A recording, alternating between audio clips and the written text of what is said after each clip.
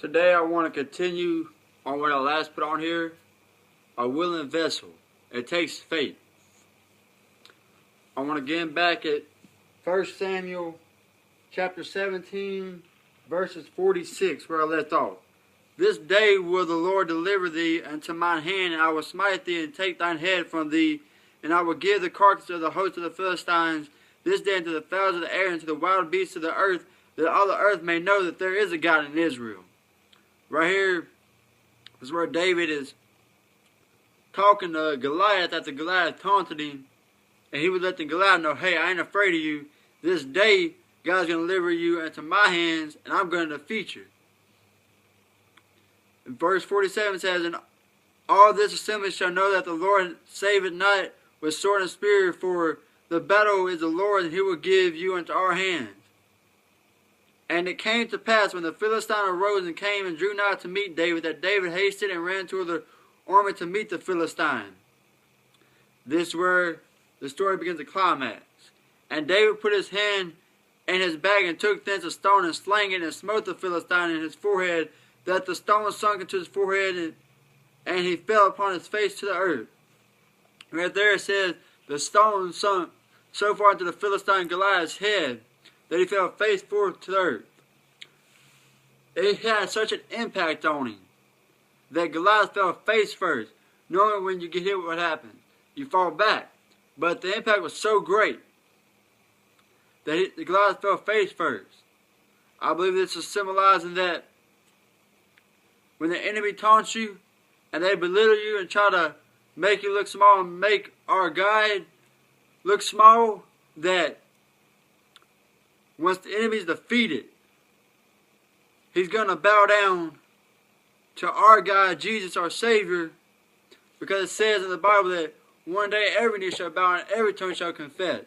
So right there the enemy was defeated. So he had to bow down to Jesus. So it says in verse 50, so David prevailed over the Philistine with a sling and with a stone, and smote the Philistine and slew him, but there was no sword in the hand of David. Therefore David ran and stood upon the Philistine, and took his sword and drew it out of the sheath thereof, and slew him and cut off his head therewith. And the Philistines saw their champion was dead, they fled. David, in result, defeats Goliath. Now the Philistines had no champion. The Philistines flee, and the men of Israel and of Judah arose and shouted and pursued the Philistines until they came to the valley and to the gates of Ekron, and the wounded of the Philistines fell down by the way to Sharon, and even unto Gath and unto Ekron. And the children of Israel returned from chasing after the Philistines, and they spoiled their tents. And David took the head of the Philistine and brought it to Jerusalem, but he put his armor in his tent. David, in result, defeated Goliath, took the head of Goliath and brought it back to Jerusalem and put it up, symbolizing nothing's too big for God, symbolizing the defeat of the Philistines, that the children of Israel, the army of Israel, was in so much doubt. They didn't believe that they could do it. They didn't believe that God could deliver them. They didn't have faith that they were going to be able to get away with this free. They were in so much doubt. They're like, who are we? Who do we have to come battle this giant? He's so big. Their faith, even though they served God for all these years and knew what God could do, somehow it slipped away from them. But David, being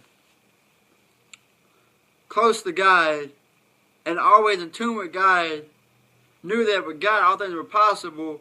And if he just kept trusting God, if he kept having the faith that God was going to see him through it, that God was going to win this battle for him. It wasn't through David that the battle was won, but the battle was won through God.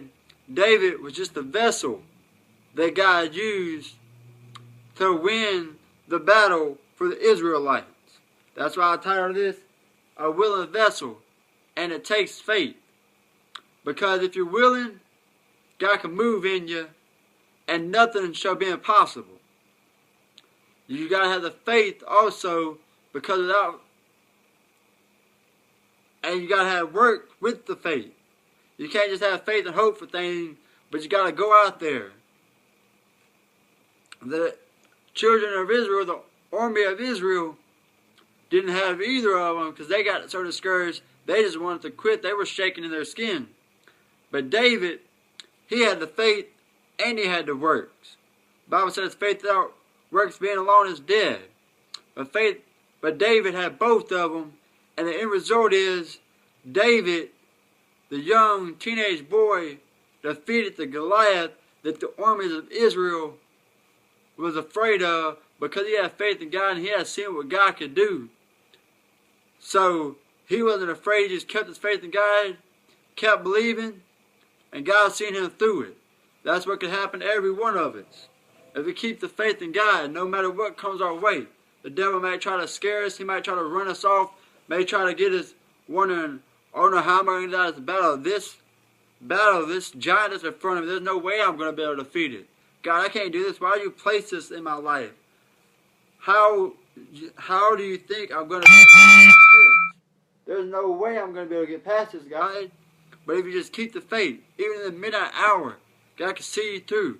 Because even in the darkest hour, God's there. It says that in the Bible, God dwelleth in the darkest place.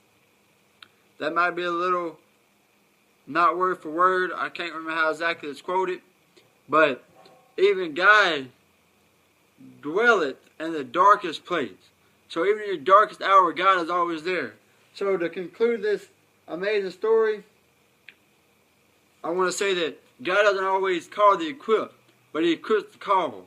If you have the faith, if you have a desire to serve Him, if you have a desire to win souls, if you have a desire to go out into the world and make a difference and to preach the gospel and to help souls be saved, God's going to help you through it.